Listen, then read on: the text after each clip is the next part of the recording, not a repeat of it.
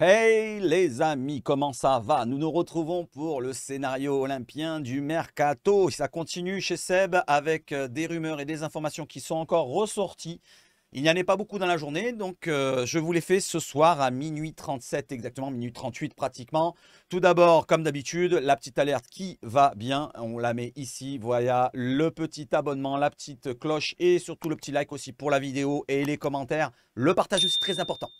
Alors, on va aborder quoi comme sujet? Bien sûr, vous l'avez vu dans le titre, les milieux de terrain. C'est un sujet très important pour l'arrivée de De Zerbi. Avec un jeu qui va être totalement différent, il va falloir un petit peu chambouler tout cet effectif. Il y aura des départs, il y aura des arrivées. Et dans les arrivées, on parle depuis ce matin, je vous en ai parlé dans la première vidéo, d'un Turc. Mais pas que d'un Turc, on parle aussi d'un autre joueur plutôt offensif, milieu de terrain, offensif, centre. Et aussi un ailier droit, ça vient de tomber tout à l'heure, un joueur qui était dans notre 11, voilà, dans notre 11 pendant le live la dernière fois. On va en parler ensemble les amis. On y va, let's go sur l'introduction.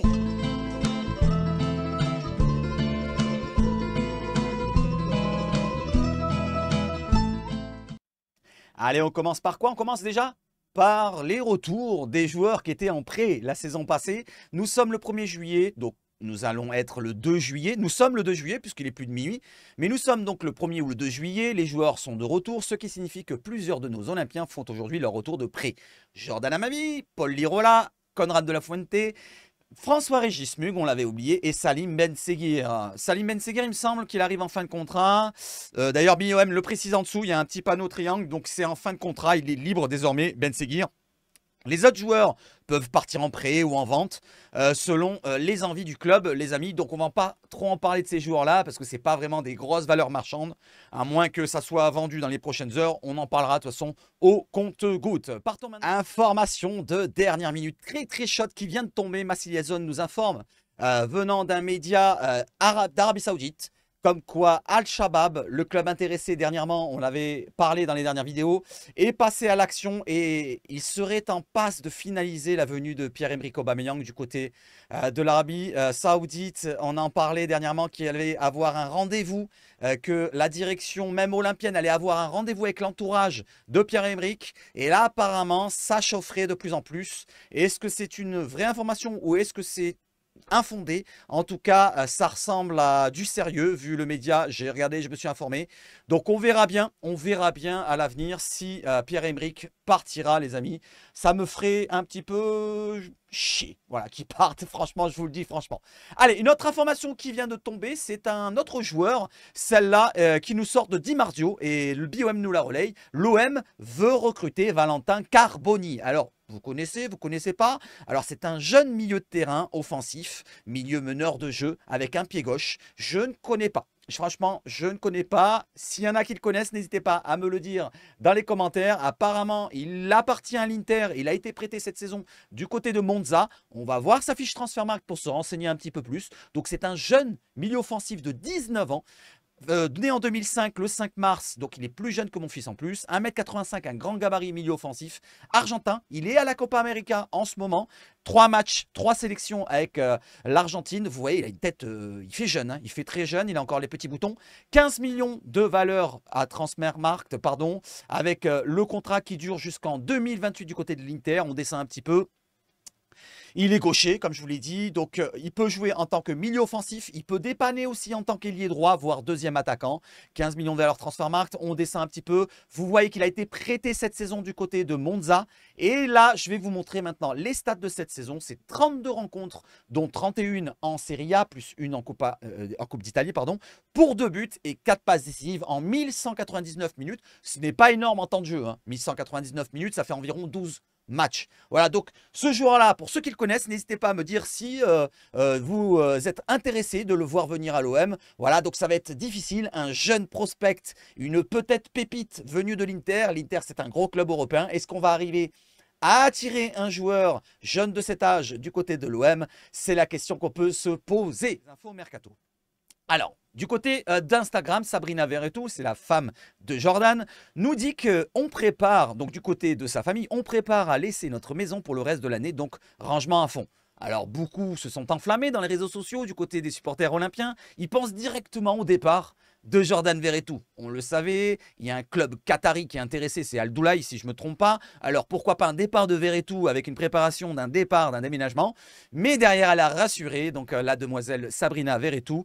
On lui demande, vous partez de Marseille? Non, on rentre à Marseille. Donc on est rassuré, enfin ceux qui veulent voir encore Verretou cette saison, voilà, on est rassuré. Jordan Verretou pour l'instant est encore olympien, il n'est pas sur le départ.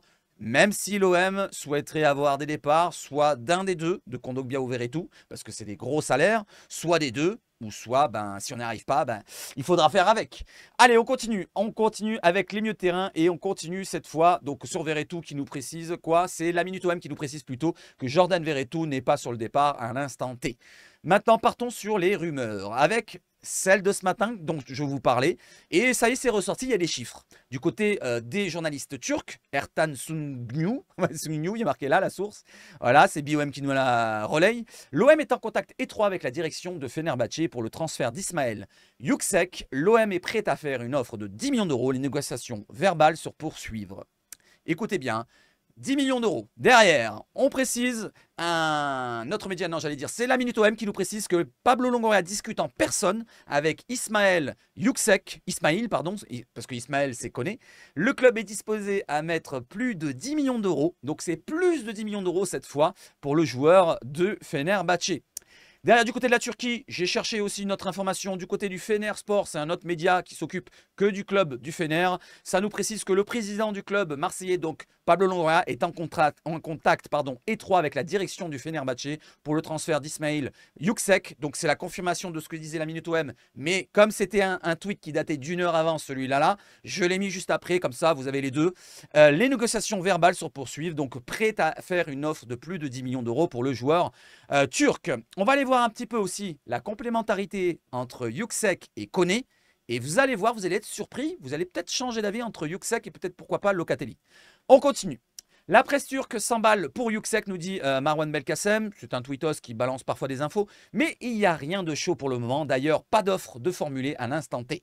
Donc ce soir, ça s'active. Voilà, on aurait pu voir tomber une offre et pourquoi pas pas une officialisation, mais vous voyez ce que je veux dire, un accord entre les trois parties dès ce soir. Mais apparemment, donc il n'y a pas d'offre formulée ce soir. Ça sera peut-être demain dans la journée pour ce dossier-là. On continue. Donc voilà un petit peu, c'est moi qui voulais te préparer du côté du FB Charts. Vous avez du côté gauche Ismaël Yüksek qui est en bleu. Et du côté rouge, c'est Ismaël Koné. Et vous voyez que la losange, le rond, il est totalement rempli. C'est-à-dire qu'il n'y a pas un endroit où c'est un défaut, mis à part peut-être les passes progressives et peut-être les expected goals, buts assistés. Sinon, dans l'ensemble, tout ce qui est en bleu, c'est Yüksek. Il renforce un petit peu toutes les défaillances qu'avait Ismaël Koné dans son jeu. Ismaël Koné, c'est plus un joueur à faire des tirs, vous voyez, des passes décisives, des assistances de but, pourquoi pas des actions menant le ballon pour un tir, donc il porte le ballon. Des passes progressives, c'est plus aussi Koné, quoi qu'ils sont à égalité. Des progressions progressives avec le ballon, donc c'est plus Ismaël Koné. Touche et passe progressive reçue, donc c'est plus Ismaël Koné. Du côté récupération de balles, on n'en parle pas trop, mais finalement, ça se met en complémentarité. Donc Yüksek, il est fort dans le duel aérien gagné, dans le dégagement, dans la récupération, dans l'interception, dans la ballon contrée, dans les tacles. Il est fort dans tous ces domaines-là. Les passes tentées aussi, il est fort. Et il rajoute un autre domaine dans le total pour la complémentarité de ce duo. Donc ça sera peut-être ce double pivot, si bien sûr l'OM force un petit peu sur le recrutement du jeune Turc. Voilà un petit peu comme c'est complémentaire ce milieu de terrain. Et regardez, je vais vous montrer maintenant la comparaison avec les autres choix qu'on pourrait avoir. Donc Ismaël Yüksek, non Ismaël Koné et Ismaïl, en plus c'est deux prénoms qui se rapprochent, Koné. Derrière, vous avez Manuel Locatelli et Ismaël Koné, en cas qu'on ne fasse pas le Turc Yüksek et qu'on prenne Locatelli. Vous voyez comme Locatelli est beaucoup moins complémentaire avec Ismaël Koné. Après, c'est que des datas. Voilà, les datas, ça ne fait pas tout. C'est sur le terrain qu'on voit un petit peu ce qui se passe. Mais on peut se donner une petite idée. On voit par exemple que Locatelli est peut-être moins amené à être fort dans l'interception par rapport à Yüksek. Regardez l'interception, c'est récupération de balles, comme un Rongier qui serait sûrement fort. Je n'ai pas fait la comparaison, mais je pense qu'il doit être fort. Duel aérien gagné, il était plus fort Yüksek. Revenez en arrière dans la vidéo si vous voulez voir la comparaison. Je ne vais pas revenir à chaque fois. Dans les passes tentées, par contre, c'est à peu près équilibré. Voilà un petit peu les comparaisons entre Ismaël Koné et Manuel Locatelli et Ismaël Koné et Yuksek. Donc faites votre choix, dites-moi lequel vous choisissez. Derrière, on a la comparaison entre Yuksek et Locatelli. Vous voyez bien que, point de vue rôle défensif, c'est ce qu'on attend pour être en complémentarité de Youssouf Koné, j'allais dire, de Ismaël Koné. Et ben on voit que Yuksek est plus complémentaire. Tout le bleu est en défense et on a la passe tentée et les dribbles réussis aussi. Il est fort avec le ballon. C'est pas qu'un joueur défensif, Yuksek. Il est élégant. On a vu la vidéo ce matin, quelques petits passages. Vous avez vu quand même qu'il y a quelques techniques dans les pieds. Je continue maintenant avec une autre piste, une autre rumeur qui vient de tomber, celle de la tribune olympienne qui nous balance que l'OM a manifesté un intérêt réel pour Bilal El Khanous, le joueur qui joue du côté de Genk en Belgique. Le joueur est intéressé par une arrivée à l'OM, dossier validé par Roberto De Zerbi. On le savait, on le suivait depuis cet hiver, on s'en souvient, on en avait parlé assez de fois, mais ça continue, ça revient sur le panneau, sur le tableau, sur les pistes olympiennes. L'OM devrait prochainement faire une offre à Genk qui estime son joueur autour des 30 millions d'euros. Grosse concurrence en Allemagne. Alors apparemment c'est Leverkusen de ce que j'ai compris. Je ne sais plus qui c'est qui me l'a dit. Mais en tout cas ça serait Leverkusen peut-être qui est intéressé aux joueurs. Attention, Leverkusen, grosse concurrence, club qui va en Ligue des Champions. Donc lui il est intéressé pour venir à l'OM. C'est déjà un gros avantage. On va voir sa fiche Transfermarkt et on va voir aussi les comparaisons et ce qu'il a dit du côté de la presse belge. C'est très important de le dire parce que personne ne l'a relayé. Alors, je vous le montre vite fait, sa fiche Transfermarkt, donc Bilal El Khanous, 20 ans à peine, milieu de terrain offensif, 1m80, qui joue avec le Maroc, 14 sélections, 30 millions de valeur Transfermarkt à l'estimation, contrat jusqu'en 2027 du côté de Genk, donc il lui reste encore 3 saisons, il va falloir payer beaucoup et pas mal. Cette saison, il a joué 51 matchs, toutes compétitions confondues, en jouant quelques matchs en Champions League qualification, Europa League, même en Conference League, en Jupiler League, oui, il joue les titulaires, 51 matchs au total pour 3 buts et 8 passes D. C'est un joueur quand même qui a une superbe qualité de passe, on va le voir dans ses datas. Du côté de son poste préférentiel, c'est bien sûr milieu offensif. Il peut dépanner ailier gauche, mais il n'a joué que 2 matchs. Cela dit, donc son vrai poste, c'est vraiment créateur offensif milieu dans l'axe. Il pourrait, pourquoi pas, concurrencer, voire prendre la place d'un Amin Harit ou d'un Nasdin Ounahi. Donc, pour ma part, ça serait franchement un bon choix de joueur, très jeune, très fort potentiel, qui me fait penser, quand je vais vous montrer un petit peu ce que j'ai préparé tout à l'heure, un petit peu à une qualité degré moindre, toute proportion gardée, à un Dimitri Payet, dans les qualités de passe, de trouver le bon intervalle entre les deux joueurs, les deux défenseurs et tout. Après, il est moins buteur, certes, vous voyez que 3 buts en 51 matchs, mais il a quand même ce côté qualité de passe au bon moment, au bon endroit, extérieur du pied, intérieur du pied. On va voir ça un petit peu sur ses stats, les amis. D'abord, on va regarder ce qu'il nous dit du côté de la presse belge. Alors, du côté de la presse belge, Bilal El Khanous nous dit « Je pourrais aller dans quelques clubs maintenant, mais ils ne correspondent pas à mon style ou ne jouent pas en Europe. Je prendrai mon temps pour choisir. » Donc là, c'était le 28 juin, il y a 3-4 jours environ. Donc il a dit qu'il était probablement sur un départ. Il se voit partir, lui, plus ou moins, ce qu'on comprend du côté du média belge. Je continue pour voir un petit peu l'attirance d'El Khanous sur l'OM. Dernièrement, on avait affronté Lyon en championnat, on s'en souvient, le 3-0. Et il avait dit quoi? Vous le voyez là, qu'un seul, comme qu'un seul olympique. Amin Harit lui avait répondu, vraiment un seul. Voilà donc pour Bilal El Khanous, qui est vraiment attiré, qui aime l'OM, pourquoi pas. L'attirer à l'OM, ça serait vraiment un bon coup. Après, il faut avoir de l'argent. Mais vu les ventes qu'on a fait, pourquoi pas tenter le coup. Alors, je continue. Cette fois, on va sur les datas. DataFoot qui nous prépare un bel écran. Les U20 ayant généré le plus d'actions conduisant à un tir en championnat cette saison. Bilal El Khanous est premier devant Johan Bakayoko du PSV, si je ne me trompe pas, au Feyenoord, un des deux. Mathias Soulé, l'Argentin, qui joue, il joue. Dites-moi le club, je ne vois plus c'est quoi le club, le truc. Mais bon, en tout cas, c'est un excellent joueur. Florian Wirtz, vous le connaissez, le Leverkusen. Xavi Simons, le néerlandais. Et Jude Bellingham. Donc, vous voyez, la comparaison avec les autres joueurs, c'est quand même des cracks les autres. Nombre de fois où le joueur a impliqué dans l'une des 2 dernières actions avant un tir, que ce soit par une passe, un dribble ou même une récupération. Cette donnée met en avant les joueurs à l'origine d'actions qui ne sont pas toujours reflétées dans les statistiques finales. Donc c'est un joueur qui a produit, créé une occasion, voilà, de base, à la récupération, ou à la passe, ou à la progression avec le ballon, ou à un dribble. C'est un joueur qui fait la différence pour ramener une occasion. Donc c'est un joueur qu'on a besoin. Voilà, c'est pas qu'un joueur qui va faire des belles passes ou un beau dribble pour servir à rien, pour faire du spectacle. Non, non, il sert à quelque chose. Voilà, il fait de la progression et il crée des occasions.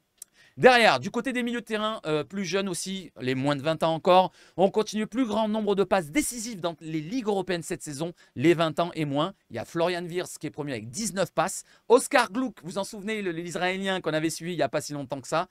Feyzoulev, je ne connais pas. Ça, je vous l'avoue, je ne connais pas. 11 passes décisives. S'il y en a un qui le connaît, qui n'hésite pas, n'est-ce pas, Punisher? Jude Bellingham, vous connaissez, Lamine Yamal. Savio, on le connaît. Malou Gusto, eh ben quand même, 8 passes décisives. Bilal Ranous avec 8 passes décisives. Rodrigo Gomez, Maurice Gjargard et Providers, les amis. Voilà où se situe un petit peu la qualité d'un Bilal El Ranous. On continue maintenant. Cette fois, il y a une comparaison qui a été faite avec Datascout qui nous met la comparaison avec un autre joueur. Je vous ai dit, moi, pour Payet, mais là, il nous met carrément Bruno Fernandes. Voilà la comparaison entre les deux losanges. Voilà, vous voyez les créations d'occasion, deuxième et troisième passes décisives, but, passe décisive attendue, dribble tenté. Voyez un petit peu tout ce qui concerne. Donc, en rouge, vous avez El Ranous et en bleu, Fernandez, qui a plus de tirs cadrés, Fernandez, qui a plus de création d'occasion, plus de passes décisives, plus de passes pénétrantes. Mais au-delà de ça, le reste, c'est à peu près équilibré.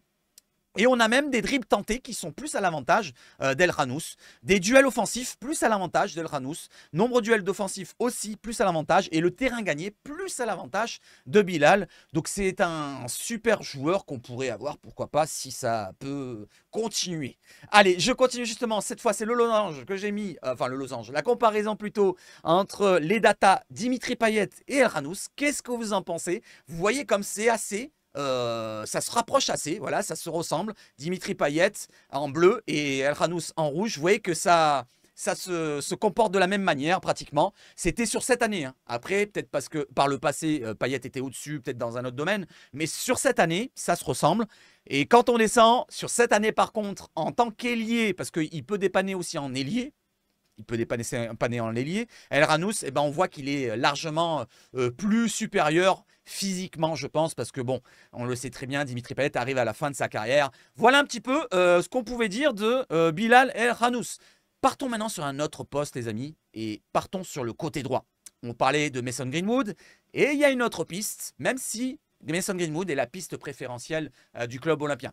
Dossier Skov Olsen, vous en souvenez? On l'avait mis dans notre 11, c'est lui que je vous parlais dans l'intro. L'OM s'intéresse aux performances de l'ailier danois du club de Bruges. L'international danois souhaite quitter la Belgique cet été et déjà pas mal de clubs italiens et espagnols sont à l'affût. La piste à droite reste à l'avantage de Greenwood, donc c'est la piste prioritaire. Mason Greenwood reste toujours la piste prioritaire malgré les concurrences de la Lazio et je ne sais plus quel club. C'était la Lazio, il me semble. Voilà pour le côté droit. Maintenant, on va voir un petit peu sa fiche Transfermarkt. On va se refaire un point dessus. Sur Skov Olsen, on l'avait déjà vu. Donc, il joue à Bruges, contrat jusqu'en 2026, donc 2 ans, 18 millions de valeur Transfermarkt. 33 matchs avec le Danemark pendant 8 buts. Il joue le championnat d'Europe actuellement. Non, il a été éliminé, pardon, par l'Allemagne. 1m87, c'est un grand gabarit, ailier droit, gaucher, voilà, à noter aussi. Il était droitier, hein, Bilal Ranous, comme Payet. 24 ans, donc il va avoir 25 ans en décembre. Voyez un petit peu ses stats, c'est énorme. 50 matchs cette saison, 26 buts, 8 passes D, c'est assez énorme. Ça ressemble à du tovinisme. Voilà, j'en parlais avec quelqu'un en privé. Je lui dis, est-ce que tu pourrais le comparer à un Thauvin en termes de profil? Il me dit non, c'est pas le même profil qu'un Thauvin. Voilà, donc lui, il est peut-être plus complet dans le sens où il va faire les efforts, alors que vous en souvenez, Thauvin, parfois, dans un laps de temps, quand il passait qu'à ses stats, les efforts, c'était pas sa panacée. Comparé par exemple à un Greenwood qui est plus talentueux que lui, mais peut-être moins dans l'effort. Il peut jouer en tant qu'ailier droit, en tant que milieu droit, et il peut jouer, pourquoi pas, dépanner en avant-centre, mais certes qu'il n'avait joué qu'une seule fois cette saison. On va regarder justement la comparaison entre Mason Greenwood et Skov Olsen, vous l'avez là. Voilà, c'est à peu près kiff-kiff, ça se ressemble, mais vous voyez que Skov Olsen est un peu plus dodu dans son graphique, et vous voyez qu'il est plus complet, voilà, comme je vous l'ai dit, plus complet, il fait plus d'efforts. Vous avez même une pointe très haute en interception, voilà, il fait beaucoup d'efforts pour récupérer des ballons. Donc, est-ce que ça vous plairait plus, voilà, un Skov Olsen qui sera là à faire plus d'efforts, et pourquoi pas même être plus efficace, parce qu'il marque pas mal de buts quand même, quoi qu'on en dise, par rapport à ses efforts. Ou alors plutôt un Mason Greenwood qui va lever le stade par ses dribbles chaloupés ou quoi, parce qu'on le pense plus talentueux par ses dribbles et par sa qualité technique. Voilà, qu'est-ce que vous en pensez? Est-ce que vous voulez plutôt un Mason Greenwood ou plutôt un Skov Olsen? C'est vous qui choisissez dans les commentaires. Allez, on enchaîne derrière avec quoi? Avec le dossier Locatelli. Cette fois, on revient au milieu de terrain. Selon Tuttosport, aucun contact entre l'OM et Locatelli, ni entre l'OM et la Juve, démentant ainsi l'information de ODMM by 13 de ce matin. Je vous ai relayé comme quoi il y avait un prêt avec une option d'achat offert par l'OM à la Juve, pour l'instant qui était en train d'être négocié. Et du côté du Tuttosport, apparemment, ce n'est pas le cas. On va voir un petit peu. Est-ce que c'est le cas? Est-ce que c'est pas le cas? Derrière, on a une journaliste italienne, donc Fabienne, je crois que s'appelle, comment elle s'appelle, c'est son prénom, Fabiana Della Verle, c'est une journaliste italienne qui s'intéresse au mercato, qui nous dit que Roberto De Zerbi apprécie fortement Manuel Locatelli et aimerait le récupérer à l'OM. Donc, est-ce qu'il y a des contacts ou est-ce qu'il n'y a pas des contacts? Voilà, donc ça on verra dans les prochains jours, bien sûr. Nous, on n'est pas dans le secret des dieux, je ne suis pas dans le secret des dieux. Personne connaît la vérité pour ceux qui sont sur YouTube, je pense pas. Voilà, donc là, vous avez une information qui est contradictoire. On va dire qu'on est quand même intéressé, moi je pense, parce que sinon ça ne ferait pas un ramdam autant sur tous les médias qu'on a vus. Même Fabrizio Romano en avait parlé, il me semble. Donc on va se dire qu'on va attendre sur Locatelli. Le dossier le plus chaud en ce moment, bah, ça s'est retourné. Ce n'est plus Locatelli, ça me paraît être le Turc Yüksek. Voilà, qui me paraît même être plus complémentaire. Voilà, et on verra bien à l'avenir maintenant ce qui va advenir pour les deux dossiers. Alors, pour le mercato, c'est plus ou moins terminé. Je ne vais pas revenir sur le dossier Gigot, ici et là, comme quoi, bon, c'est presque terminé et tout machin. On en a déjà parlé dans les dernières vidéos. Si vous êtes intéressé pour tous les dossiers, revenez sur les anciennes vidéos, parce que sinon, ça va être trop long. Maintenant, je vais vous demander de donner de la force déjà à la chaîne. Et demain aussi, ou ce soir, alors vous me regardez, puisqu'on est déjà, il est déjà 1h du matin. Donc, ce soir à 18 h, en fin d'après-midi, on se retrouve en direct pour vivre le live mercato. On parlera de tous les dossiers qu'on a parlé là dans la vidéo que je vous ai parlé avec vous et peut-être celles qui tomberont dans la journée. Peut-être qu'il y aura une officialisation de Brassier, de pourquoi pas le Turc, pourquoi pas Yüksek, le Turc je l'appelle. Yüksek, pourquoi pas Locatelli, ça s'accélérera. Pourquoi pas Belloumi qu'on n'en parle plus trop dernièrement. On avait dit plus ou moins que l'OM était intéressé quand même encore, mais on va en reparler encore un petit peu, pourquoi pas. Et tous les dossiers qui concernent l'Olympique de Marseille bien sûr, comme Mason Greenwood. Ça va être bon, je veux qu'on se maintienne dans le live demain, voilà, qu'il n'y ait pas d'insultes, qu'on ne se prenne pas la tête sur le dossier Mason Greenwood. Tout ce qui est extra sportif, on l'écartera, on pensera qu'au sportif. Voilà, donc demain, à partir de 18 h pour cela, je continue 2 minutes les amis, parce qu'il y a de l'information maintenant sur l'actualité olympienne, c'est plus du mercato. Après, sur la fin de la vidéo, on va rafraîchir la page de Twitter pour voir s'il n'y a pas une information qui est tombée là dans les dernières minutes. Comme ça, vous êtes au courant de toutes les informations jusqu'à demain. Allez, je vous lis. Donc là, c'est quoi? C'est l'Olympique de Marseille qui nous présente les maillots. Vous l'avez vu sûrement cette vidéo-là. Je vous montre la rapide. Vous voyez les maillots qui passent en vitesse. Je vous fais une petite pub. Hop, une pause. Voilà le petit gamin. Hop, avec le maillot blanc, maillot blanc, maillot blanc, maillot blanc. J'essaie d'arrêter un maillot bleu. Maillot bleu, on le voit mal. Voilà, maillot bleu, maillot bleu, maillot bleu, maillot bleu, maillot bleu. Ah, on le voyez bien là. Voilà, maillot bleu. Magnifique le bleu. Magnifique le bleu, magnifique le blanc. Voilà, donc ils vont bientôt être dans la distribution, dans la boutique. Voilà, vous allez bientôt pouvoir l'acheter, je ne sais pas quand. En tout cas, vous les avez tous là. Et je vous demande, tiens, comptez-moi tous les joueurs qui sont à l'écran là maintenant. Faites-vous une pause. Vous faites une pause chez votre côté. Faites une pause. Buvez le café, buvez le thé, ce que vous voulez. Un petit verre de menthe. Et comptez-moi tous les joueurs qui sont à l'écran là. Vous me dites, vous me donnez le chiffre en dessous. On verra qui c'est qui aura raison à la fin. Allez, vous pouvez faire pause, donc je l'enlève. Allez, concernant justement les maillots, lors de l'exercice précédent, plus de 330 000 maillots de l'OM ont été écoulés. Donc on a vendu 330 000 maillots. Un résultat en progression comparé aux dernières saisons qui illustre le fruit d'un travail collectif entre l'OM et Puma. Le flocage le plus choisi a été celui d'Aubameyang, bien sûr. Cette saison, pour l'instant, je pense que ça reste Aubameyang, si on continue comme ça. Je pense pas que c'est Brassier qui va en vendre plus. Je pense pas que c'est Koné qui va en vendre le plus. Après s'il y a un Greenwood qui vient, ou alors, je sais pas, un Locatelli qui vient, ou un autre joueur, un Amoura. Bon, Amoura, ça s'éteint un petit peu, c'est Wolfsburg apparemment qui est vraiment intéressé. Ou un joueur qui a un très très haut niveau, peut-être que ça peut changer de nom. On verra bien à l'avenir. Allez, on continue. Et cette fois, l'actualité qui nous dit que l'OM va accueillir Aziz Madi Mogne qui occupera le poste de coordinateur sportif comme David Friot à l'époque. Il fera notamment la liaison entre le secteur sportif professionnel et le centre de formation selon RMC. Donc un nouvel acteur dans la direction.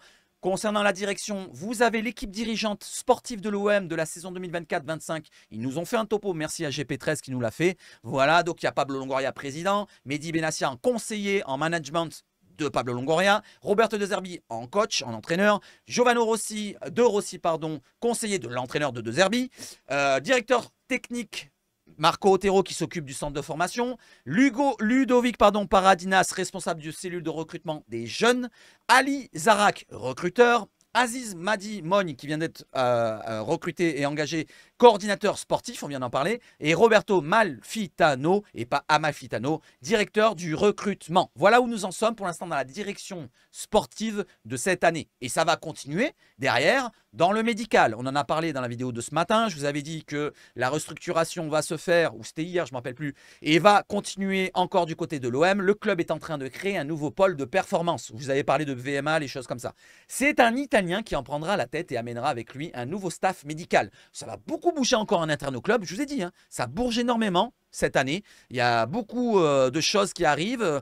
Est-ce que ça va être un projet sérieux? J'espère en tout cas que ça va prendre assez rapidement. Moi je vous le dis, il y a quand même une petite crainte que ça mette du temps à prendre. Et il faudra être patient avec De Zerbi, avec les joueurs, ceux qui sont là depuis des années.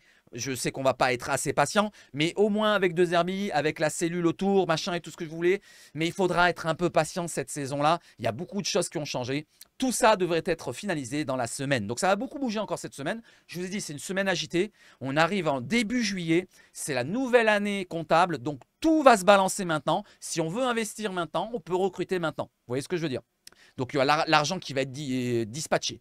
Je continue cette fois pour De Zerbi, justement. Je viens de vous en parler. Giacomo Morandin, journaliste italien sur Roberto De Zerbi, nous parle du côté de Foot Mercato. Et il nous dit sur De Zerbi, si De Zerbi s'incarne dans l'esprit de l'OM, il pourrait bien être son tremplin au niveau européen. Pour moi, il a besoin d'un trophée. Puis, il peut devenir l'un des entraîneurs à surveiller pour les prochaines saisons. Personnellement, j'ai une grande estime pour l'OM. Les fans devront rester près de lui et essayer de ne pas le critiquer à la première erreur. Comme je vous l'ai dit juste avant, ne faisons pas une Tudor, s'il vous plaît. Voilà, laissons-le travailler parce que ça va être long à rentrer dans la tête des joueurs. C'est particulier comme système de jeu, comme profil de coach. Donc, ça va prendre du temps. S'il ne fait plus qu'un avec l'environnement, je suis convaincu qu'ils lèveront un trophée, nous dit Giacomo Moranden. Voilà, un trophée, pourquoi pas cette saison? Je prends, je valide, je signe dès demain. Maintenant, je vous montre une petite piste. Je vous ai dit, hein, tous les jours, je vais vous montrer, je vais vous proposer une piste de joueur en fin de contrat, pourquoi pas. Et cette fois, je vous montre un ancien joueur. Voilà, je l'ai vu qu'il était en fin de contrat. Je me suis dit, allez, je leur propose. Voilà, c'est assez simple, je le sais. Mais c'est Alexis Sanchez. Et je vous demande, les amis, est-ce que vous reprenez Alexis Sanchez à l'heure actuelle? Bien sûr, il faudra faire des départs avec les gros salaires. Mais est-ce que vous reprenez pour une petite pige? Voilà, cette saison, ça a été difficile du côté de l'Inter. Il a été blessé souvent. Mais le peu de matchs qu'il a joué, il a quand même été intéressant. Il a marqué quelques buts. Alexis Sanchez avec l'Inter en Champions League même. Donc, est-ce que vous reprenez Alexis Sanchez pour la saison qui arrive? Allez, je vous demande juste pour ça. On regarde la dernière information, c'est celle des abonnements.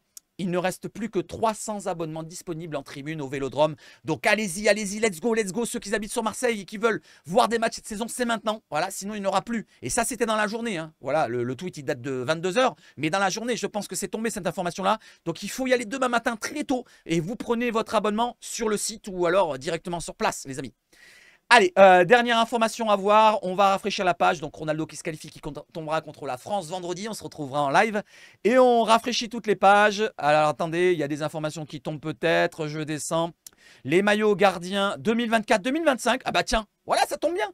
Maillot 2024-2025, le gardien, j'aime bien la couleur du bleu comme ça. C'est flashy, c'est bien, c'est joli, c'est simple, c'est sobre. Le deuxième maillot du gardien, le troisième maillot du gardien, un peu particulier celui-là. Ça ressemble bizarre, je sais pas moi, une panthère, un léopard, une guépard. Qu'est-ce que vous en pensez? N'hésitez pas à me dire lequel vous préférez, le bleu, le jaune ou le bizarre. Maillot homme et maillot away, on les a déjà vus. Donc maillot domicile et maillot extérieur. L'extérieur, il va finir en rupture de stock partout. Le banger de fou, nous dit Rudy. Et je pense que Rudy, si tu me regardes, je vais l'acheter avant toi parce que je ne veux pas le laisser passer. Il est magnifique celui-là. Voilà, il est magnifique celui-là, franchement. C'est, ils ont rien raté. Même le côté doré du CMA CGM, le puma doré et le logo doré, ça ressort bien. Ça ressort bien avec ce bleu turquoise, ces petites traces de kaki, je ne sais pas ce que c'est exactement. Les petites bandes là sur les manches, le petit col comme ça, un petit peu légèrement enlevé, mais légèrement arrondi par derrière. Et derrière, il y aura marqué IC, je crois, un truc comme ça. En tout cas, il est magnifique celui-là. C'est le plus beau des maillots. J'aime bien aussi le maillot à domicile, je vous remontre. Mais celui extérieur, quand même, il claque sa race. Je continue. Allez, je vais vous souhaiter de passer une excellente journée de mardi. On se retrouve donc, n'oubliez pas, à 18 h. Je vous remontre l'écran, les amis. 18 h ici, les amis. Donnez de la force. Mettez les likes ici. Vous voyez, il y a un petit 10 là. Si ça monte à 100, c'est pas mal. Avant le live, comme ça, plus on est de nombre, plus on est de monde, plus on rit. 18 h, 20 h environ. Un petit apéro ensemble en détente, comme d'habitude. On parle un petit peu de toutes les rumeurs actuelles et qu'on fasse un point sur toute l'actualité olympienne, les amis, ensemble. Voilà, et c'est tout. Et c'est tout. Et c'est tout. Allez, je vais vous dire, comme d'habitude, ce que je dis d'habitude, c'est quoi? C'est vive le foot chez Sabache Foot. Et surtout, allez l'OM! Et dites-moi qui est arrivé à cet écran-là de fin. Allez, ciao, ciao.